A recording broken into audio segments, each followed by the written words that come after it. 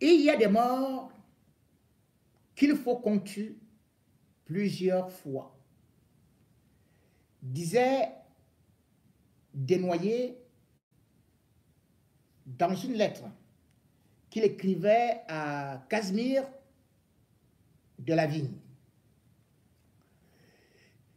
Et les morts en politique, on nous les présente. Mais sauf que il y a des politiciens qui déclarés morts sortent de la morgue, ou plutôt du royaume de l'au-delà, et rebondissent. Tel est le cas de Maurice Kamto, président du MRC. Combien de fois l'a-t-on annoncé mort?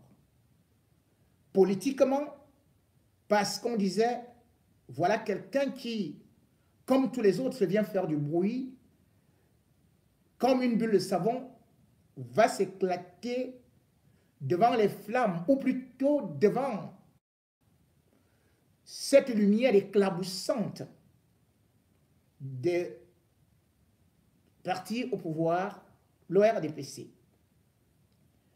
Mais petit à petit, comme une fourmi, Maurice Kamto continue à faire sa termitière. Une termitière qui inquiète ceux qui pourtant sont dans le palais climatisé de Toudi et avec leurs affidés. Maurice Kamto n'ayant pas pris part aux consultations législatives et municipales avait été déclaré une fois de plus mort, enterré, qu'on n'en parlera plus jamais. Sauf que l'actualité au Cameroun n'est marquée que par des éternuements de Maurice Kamto. Dès qu'il bouge, toute la République commence à trembler et on commence à mener des actions, soit pour le dénigrer, le rabaisser, le présenter, le diaboliser, comme celui-là qui veut détruire la nation, celui-là qui est l'incarnation du tribalisme, celui qui est aussi l'apôtre de la vengeance, un homme sans cœur qui plutôt à la place du cœur a une pierre. De cette furia vengeresse, on essaie donc de donner toujours, de corner une image de Maurice Kamto pour détourner totalement l'attention de l'opinion afin qu'il tombe dans la disgrâce ou alors dans les oubliettes de ces politiciens qui parfois sont arrivés frais et sont repartis comme des poissons fumés. Maurice Kamto n'est donc pas encore un poisson fumé, mais certains ont décidé de l'enterrer vivant. Et là, il se présente comme Deschamps et Camp. De l'autre côté de la laitier, un autre État dans un État où parfois, lorsqu'on n'est pas content, on dit qu'on va couper le pont des Babda. Les images sont ahurissantes. Et surtout, la scène est horripilante. Une sorcellerie moyenâgeuse, des rituels diaboliques, des incantations lucifériennes, des malédictions proférées à l'emporte-pièce.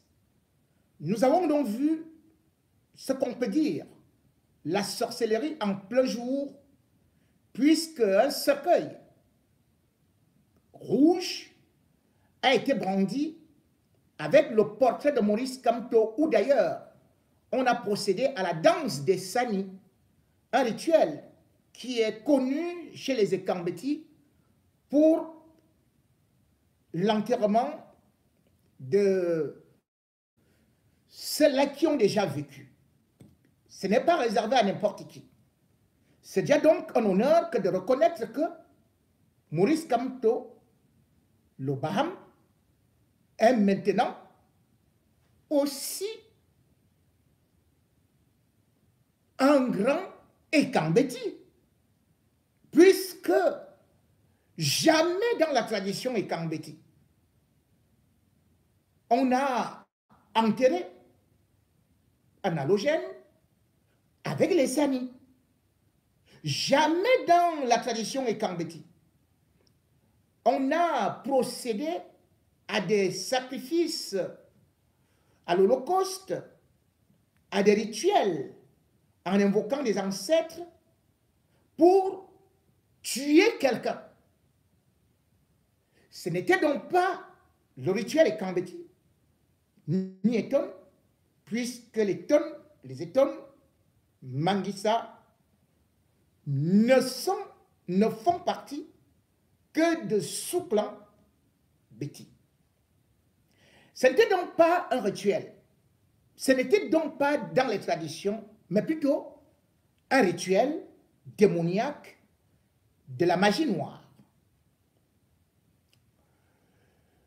Ça montre également jusqu'où certains peuvent avoir le cœur noir, de vouloir la mort de quelqu'un qui n'a commis qu'un seul péché, dire qu'il veut faire la politique, dire qu'il veut le changement, dire qu'il veut combattre la malgouvernance, interpeller les autorités dans un pays qui se dit pourtant démocratique.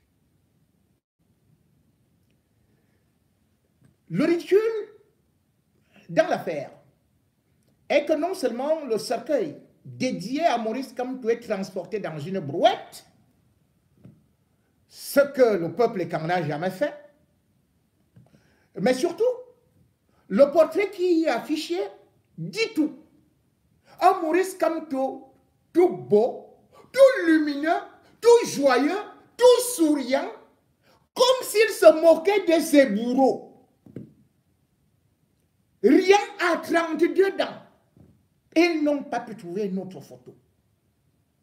C'est comme ça que Satan fait quand il va afficher ton vrai visage. Cette bande des zigotos et de zozo, se présentant donc comme des chefs, ont décidé de tuer en mondovision, dans des incantations, dans des rituels diaboliques,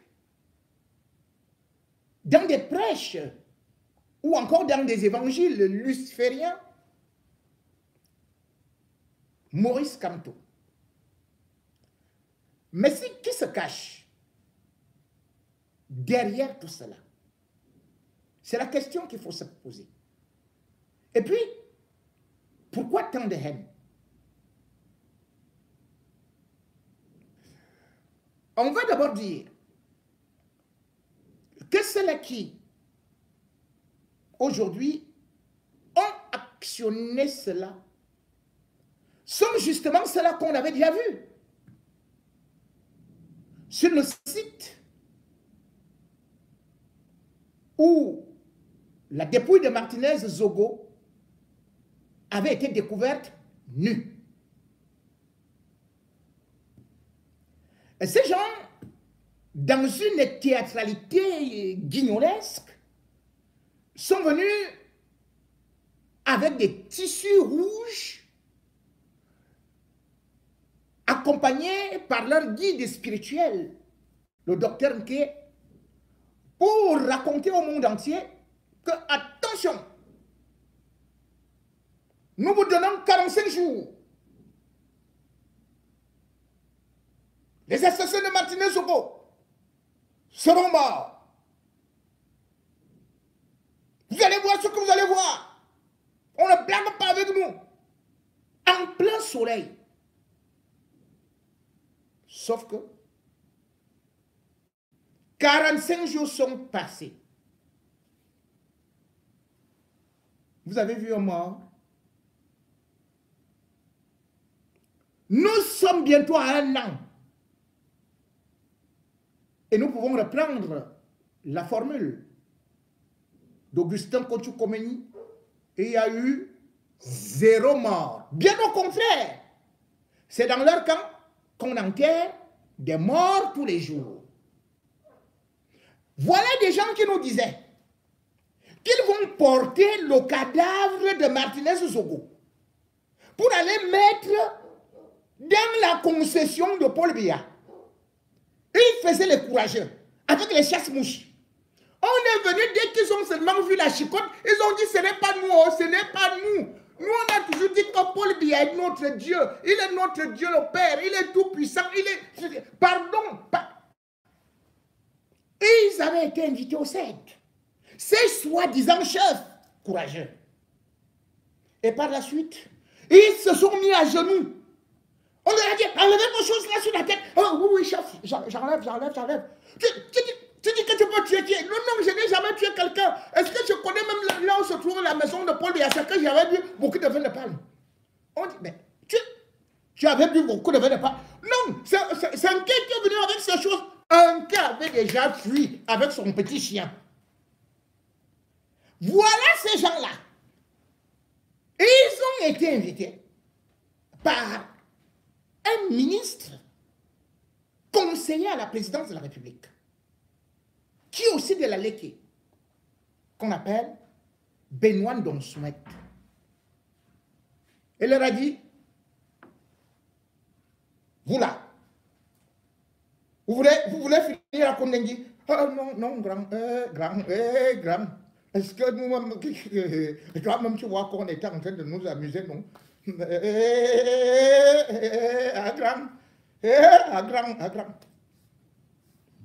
Donc ce matin a dit, oh chef, mettez-vous à genoux. Grand. Il a dit, debout. Ils se sont levés. Personne n'était assis. Donc ce matin leur a dit, maintenant demandez pardon à Paul Biya. C'est même ça que nous on voulait faire depuis. C'est que nous-mêmes, on ne sait même pas notre lèvre, notre bouche qui a fait. Même Martinez là cherchait même quoi comme ça. Lui aussi, ouais, yeah. On est même dans quelque chose comme ça. C'est le chien d'un quai qui nous a... Voilà donc vos chefs là. Après, on a donné à chacun un verre de vin rouge et 1500 francs.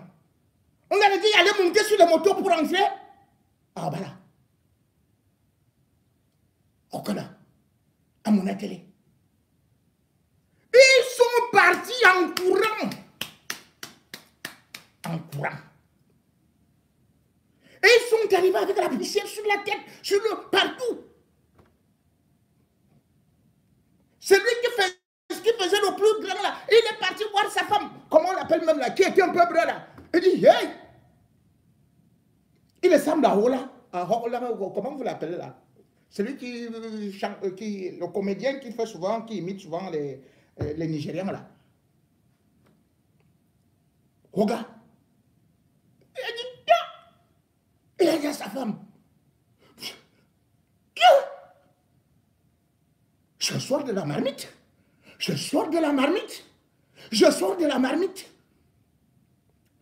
n'est pas sorti pendant une semaine parce qu'il avait peur. Voilà donc ces gens, au lieu de porter le cadavre de Martinez Zogo, qui est toujours à la morgue, hein, ils portent un cercueil vide de Maurice Kamto. Oubliant que dans la tradition Béti et Kambéti, quand tu souhaites la mort de quelqu'un, tu lui donnes plutôt encore au moins 20 ans. Vous vous rappelez de Paul Biya? C'est en 2004 qu'on l'avait annoncé mort, non? Enterré. Certains ont même dansé. Paul Biya leur a dit, je vous donne rendez-vous dans 24 ans. Et dans la tradition étant, si tu vas donc enterrer quelqu'un qui ne t'a rien fait, qui n'a pas tué un des tiens,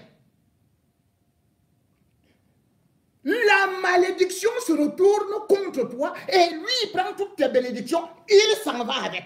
Voilà donc les étoiles qui viennent de donner le pouvoir à Kamto. Barlog et... Donc, première des choses, même si quand on devait mourir là, dans 20 ans, vous venez, comme comptez chacun, vous lui avez donné chacun 20 ans, plus 20 ans, plus 20 ans, plus 20 ans. Maurice Kamto là va risque de dépasser 250 ans. Hein. Ce que vous avez fait là. Et bien plus.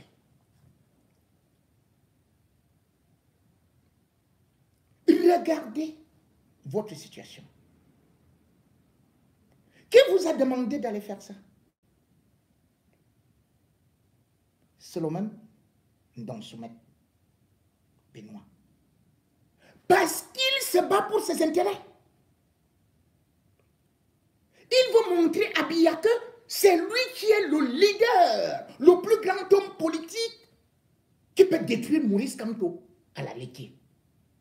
Parce que celui qui était là s'appelait Ndong Somba. Il était le roi du cacao. Et c'est lui qu'on respectait. Or, après sa mort, Ndong-Soumet s'est mis en opposition avec l'un de ses pires ennemis, c'est-à-dire un autre Eton, Eyebe Aïssi, qui est ministre du cadastre. Il veut donc le dévancer. Pour le dévancer, il faut utiliser le nom de Maurice Kamto. Parce que lui veut être, Ndong-Soumet veut être Premier ministre.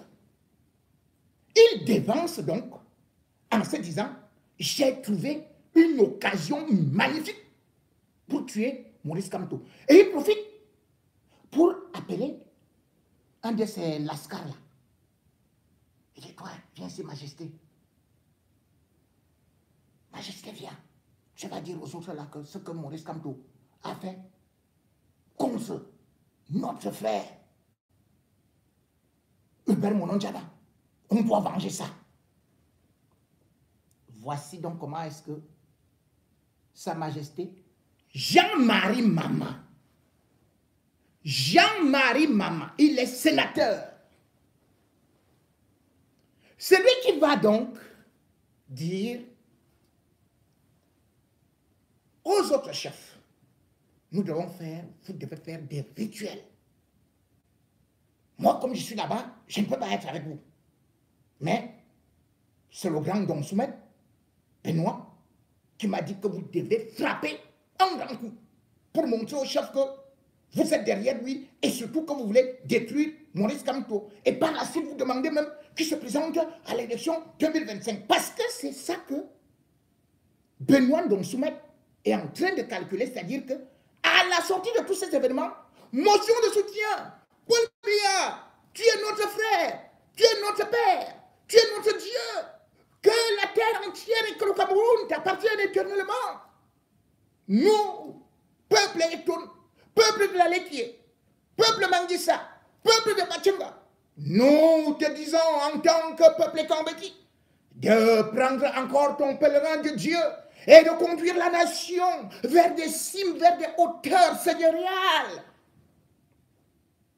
Voilà donc le plan.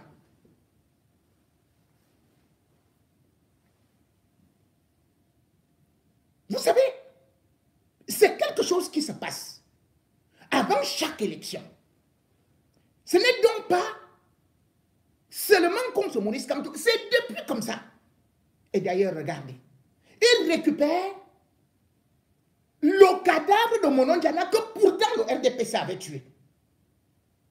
Que le RDPC avait ridiculisé. Et il le présente comme un digne fils éton. Or, le nom Mono n'est pas un nom éton. Mononjana, son père géniteur, était de Yabassi, comme l'explique d'ailleurs Albert Zongan. Ce n'est que sa mère qui était éton. Or, dans la lignée, c'est-à-dire que pour que vous puissiez faire quelque chose, la lignée de la malédiction ou de la bénédiction est patriarcale. Vous abandonnez donc son père, Yabassi, et vous dites maintenant que il est devenu étonné et que c'est lui qui vous représente. Et comme il a été critiqué, la seule sentence, c'est qu'il faut tuer celui qui l'a critiqué. Tiens. Mais qui a tué les Étones? Qui a tué les dignes fils Étones? Qui a exilé les Étones? Ce n'est pas Paul Biya. Qu'est-ce que vous avez dit? Vous étiez là, vous chef, derrière un ministre qui avait la main tendue comme ça, qui vous donnait du riz, du poisson, des poulets, qui était le plus gentil. L'un des plus gentils. On l'appelle Olangenawana. En 2018, Paul Biya a attrapé Olangenawana juste parce qu'on lui avait dit qu'il semble qu'Olangenawana sera en train de regarder ta femme d'une certaine façon là. Et qu'Olangenawana est devenu très célèbre dans le royaume Etom, chez le peuple Etom. Voilà comment est-ce que Biya décide d'arrêter Olangenawana, ministre de la Santé, le jette à Kondengi. Jusqu'à ce jour, 20 ans de prison, on dit qu'il a volé 80 millions. Vous, les chefs étonnants, vous êtes où? Vous, les chefs de la Ligue, vous êtes où? 80 millions. On n'a pas laissé des gens qui ont volé des milliards. On ne voit pas des gens qui volent des milliers de milliards qui sont dans le gouvernement. Vous avez coupé le pont des Babda. Mbap. Lâche. Peureux.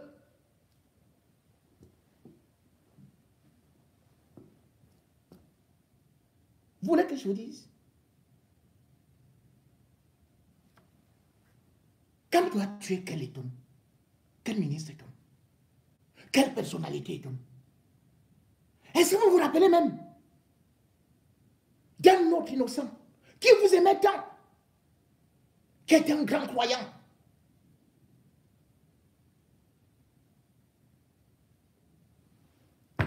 Henri Elundu. Henri Ngoulou, plutôt.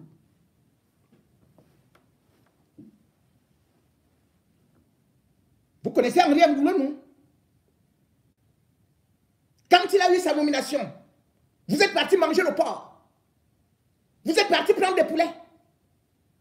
Il vous a donné des damjans de vin rouge. Et chaque week-end, il venait vous nourrir. Tous les chefs là, il vous achetait des habits, les chaussures. Henri Ngoulou. Henri Ngoulou. Qu'est-ce que Paul Biya a fait de votre Henri Ngoulou? Il l'a attrapé en 2010 sur votre mouchardage. Parce que Henri Ngoulou était un vrai Kambeti qui savait dire non. Vous avez organisé en 2010, comme d'habitude, avant chaque élection, on va entendre que la laitier appelle Paul Biya à se présenter aux motions de soutien. Ça vient toujours par la laitier.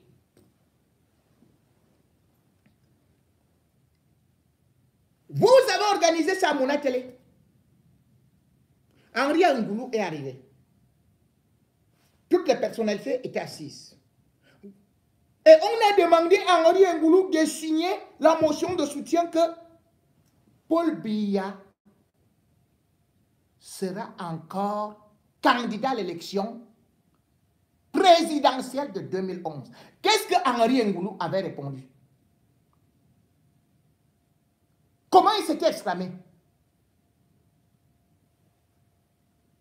Je me moque. en est un dont a toujours le même homme. Hey, toujours le même homme.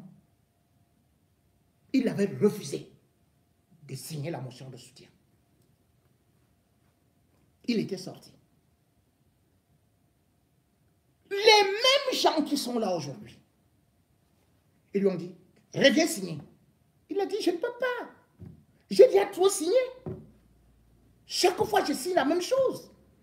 Cherchez quand même aussi quelqu'un d'autre.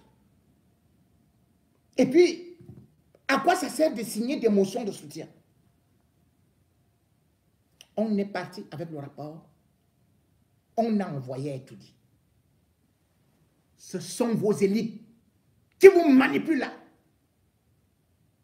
qui sont partis donner le rapport à Paul Biya. Que, Monsieur le Président, vous voyez que Henri Ngoulou, il est devenu opposant.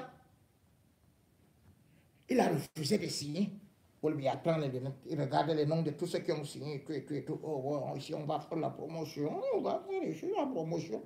Oh non, celui-là, maman, Henri Ngoulou, là, vous dites même qu'il est quoi comme ça? Il est même dans quelle loge là? Est-ce qu'il est avec nous? On dit non, il n'est même pas dans des loges. Il est toujours là avec l'église catholique. Il dit qu'il mange la communion. Ah, mais comment qu'il va tromper de l'homme comme ça? Il n'est même pas avec nous alors. Il n'est pas avec nous alors. Bon, j'ai compris. Bon, ok, on va le faire. On va lui réserver ce qu'il mérite.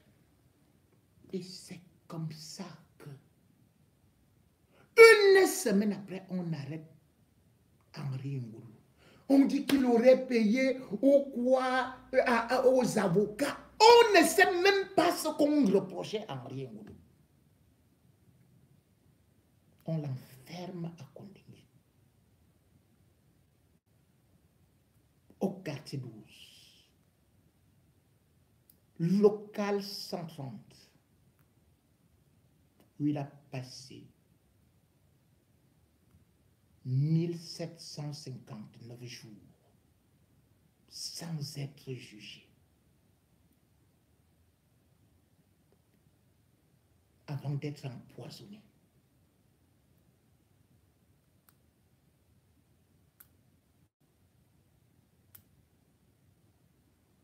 Qu'avez-vous fait? Personne d'entre vous n'est parti lui rendre visite. Il n'y a eu qu'un seul courageux qui venait d'être nommé évêque à Bala. Et qui n'était pas Edom Oumangisa. C'est Monseigneur Bayemi qui s'est levé pour aller voir Alain, Henri Ngoulou à Kondengui. Dès qu'il est arrivé là-bas, le régisseur est venu lui dire que Monseigneur, rentrez vite. Vous ne pouvez pas entrer ici, ne vous mêlez pas des affaires de la politique. Il sait ce qu'il a fait. Et personne ne peut vous autoriser à être là. Sauf si vous voulez mettre votre propre vie en danger. Monseigneur Bayemi a dit, pardon. Il n'est plus jamais revenu. Henri Ngoulou dormait presque par terre. Et on l'a empoisonné. Pour finalement dire qu'il est mort de typhoïde. Il avait quel âge? À peine 60 ans.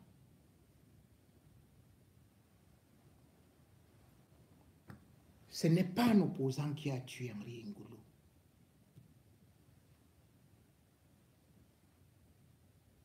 Un noble ministre et quand petit. Un monsieur qui avait une largeur d'esprit et de cœur. Vous avez d'ailleurs suivi le témoignage le jour de son enterrement. Au Paul Biya n'a envoyé aucun représentant, aucune dignité de la Ligue qui était là. Ce n'est que son colocataire en prison, un certain Otélé Samba, qui était venu dire, ce monsieur a vécu le martyr Non seulement on ne l'a jamais jugé, mais surtout, on lui faisait des fouilles jusqu'au sexe. On tire son sexe pour qu'il crie. On le déshabillait dans la cour. Un ministre.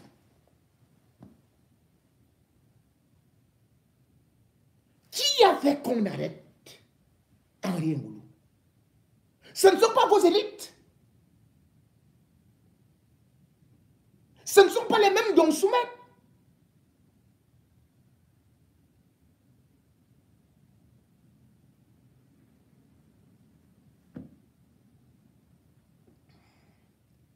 Regardez, ce peuple à qui Dieu a donné la force, le dynamisme.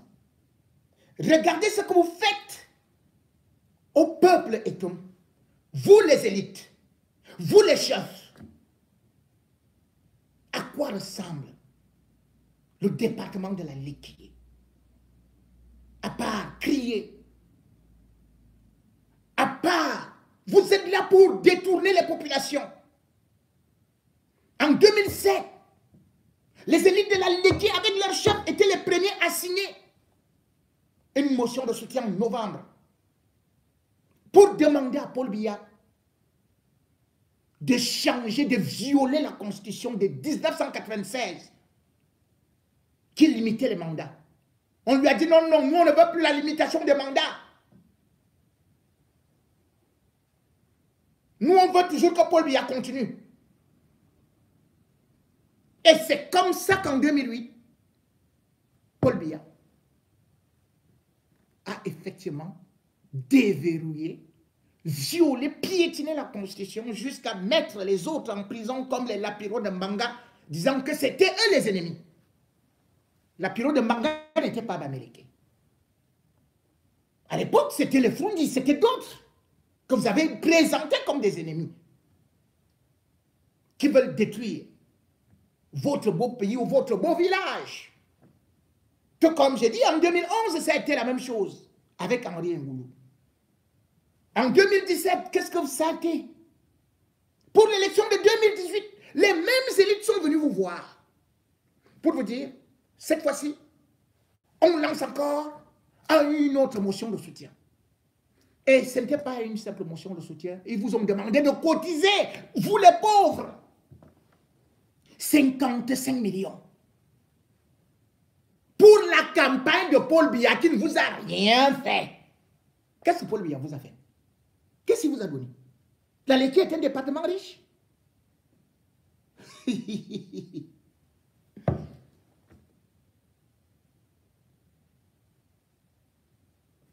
Paul Biya est passé en 2018.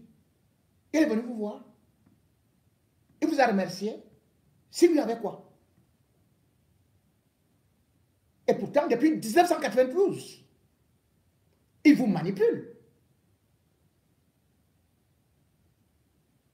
Puisque c'est en 1992 que lorsqu'il se sentait menacé par Fundi et la coalition de l'opposition, c'est là où il fait appel. D'abord aux sorciers de la laitier. Et c'est pour cela que c'est dans votre département que Paul Biya vient toujours dans la Sanaga, sacrifier et les évêques et les ceci, jeter des cadavres. C'est de la malédiction. C'est ça que vous aimez? En 92, vous vous êtes mobilisés. Mais qu'est-ce que vous avez gagné? Il vous a donné une route. Bref, une piste champêtre allant de Mokolo jusqu'à Mono Télé, en passant par le Koura. 87 km, sans études géotechniques, ni rien. Résultat aujourd'hui. Est-ce que vous avez une route? Alors que vous êtes un peuple travailleur. Je n'ai jamais vu un peuple travailleur, dynamique, sur le plan de l'agriculture, comme le peuple. Mais vous, élite, comment vous faites pour que, au moins, ils puissent bénéficier de leur culture vivrière ou même cacaoyère en faisant que, en les évacuant en ville. La vieille route, ce sont les motos là-bas, c'est 2000 francs CFA. Les nids de poules, et il y a des lacs sur la route de Paul Biya qui a commencé à se décaper après 6 mois.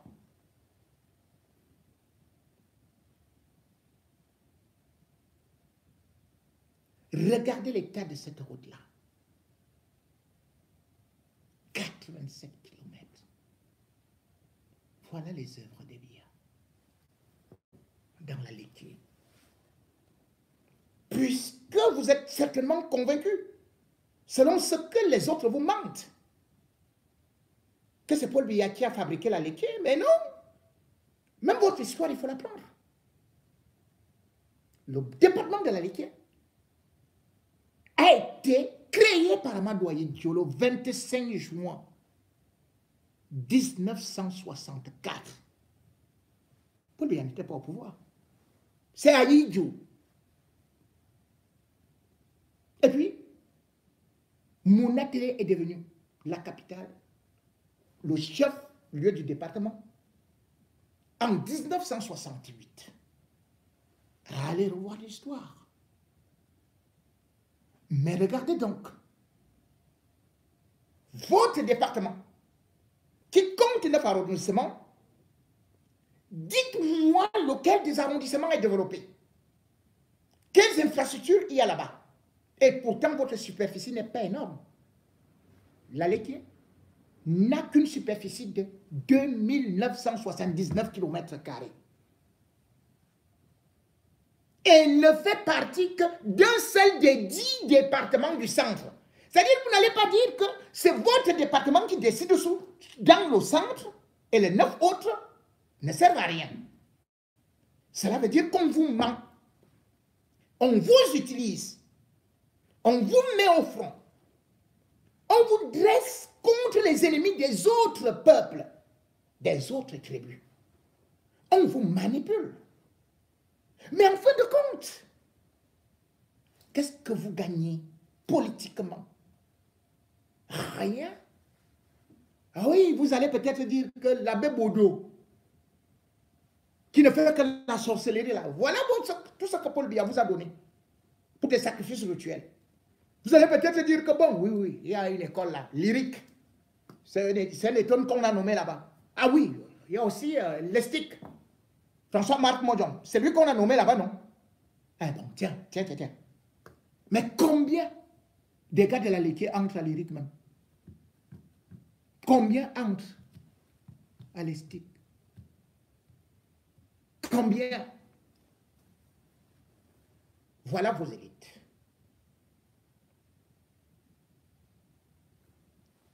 Par contre, regardez. Vos élites ont cotisé pour Ndongue Somba, qui était multimilliardaire. Tout de suite 22 millions de francs CFA. Mais vous n'avez pas honte de voir que le CS de Nkolomelen, chez vous, à 25 minutes de Yaoundé, ce CS est resté des mois, des années, sans toiture. Il pleuvait sur vos enfants, le soleil sur vos enfants, parce que le poids qui avait été là avait été emporté par le vent. Est-ce que vos élites ont pensé à ça?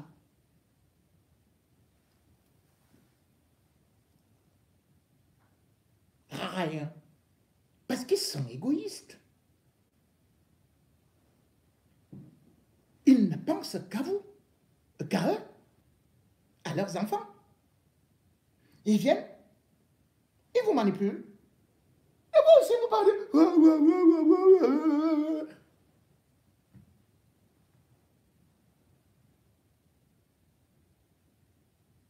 Le 6 août 2023 a été organisé en Konabn, dans le village de l'autre ministre là, l'éternel ministre là, qui dit qu'il va devenir premier ministre. Une messe d'action de grâce. Vous n'avez pas eu honte? On dit qu'on est en train de remercier Paul Biya qui a été comparé à Dieu devant 3 évêques et des prêtres. Donc Soumet a invité tout le monde, toutes ces personnalités-là, 20, pour dire, nous venons dire à Paul Biya par rapport à tout ce qu'il a fait pour la Léquier. Et pour avoir nommé le fils de la Léquier sur des postes incroyables. Et donc Soumet vous a pris l'évangile. Il a pris la Bible pour prendre justement ce côté qui relate l'histoire des 10 lépreux qui ont été guéris par le Seigneur et dont un seul est venu dire merci à Dieu. Il avait dit justement que lui, parce qu'il a été nommé, donc il est le seul à venir dire merci à Dieu. Et il était accompagné par les apôtres. Donc Paul Biya est Dieu.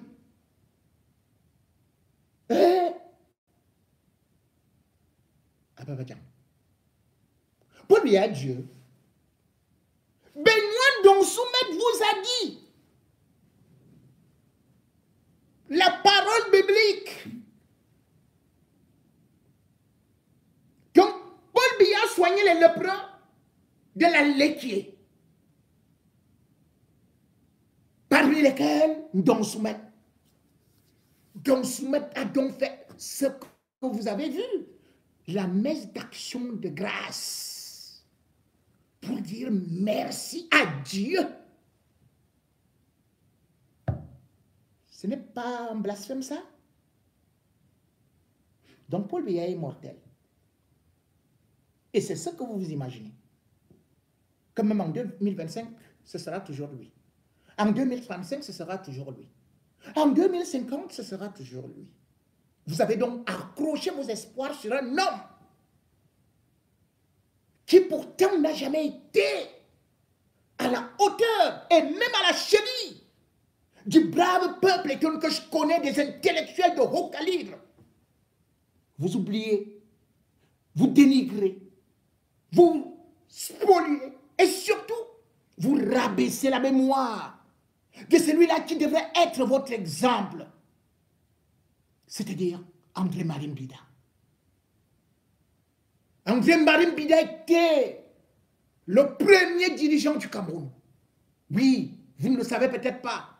C'est en démissionnant parce qu'il ne voulait pas se soumettre aux colons français qu'Amadou doit récupérer le pouvoir en 1958. Mais l'histoire retiendra que ce fut André-Marie Mbida. Vous l'avez oublié, vous prenez maintenant Paul Biya. Il est Tonbu, Dokola, de Vodula, d'Obala, de Bachenga, comme son nom finit aussi par A, Biya. Mais sauf que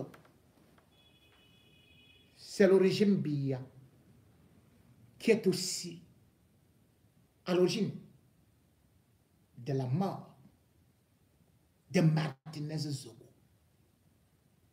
Ce sont les services secrets de Biya qui ont tué Martinez Zogo sur instigation du Zomlo des Zomlo, Amoko Belinga, avec ses ministres, de lui Paul Moutazi, oui, et surtout Laurent Esso. Vous savez très bien que Martinez Zogo avait été jeté d'abord en prison par Vondayolo, un autre Ikambeti. Et c'est un Ikambeti qui l'a tué, qui l'a achevé. Au lieu d'aller vous venger contre ceux qui tuent vos frères, ceux qui commettent les fratricides, les parricides, vous partez prendre le gars de Baham. Mais, je dis, hein, vous partez prendre le gars de Baham, qui,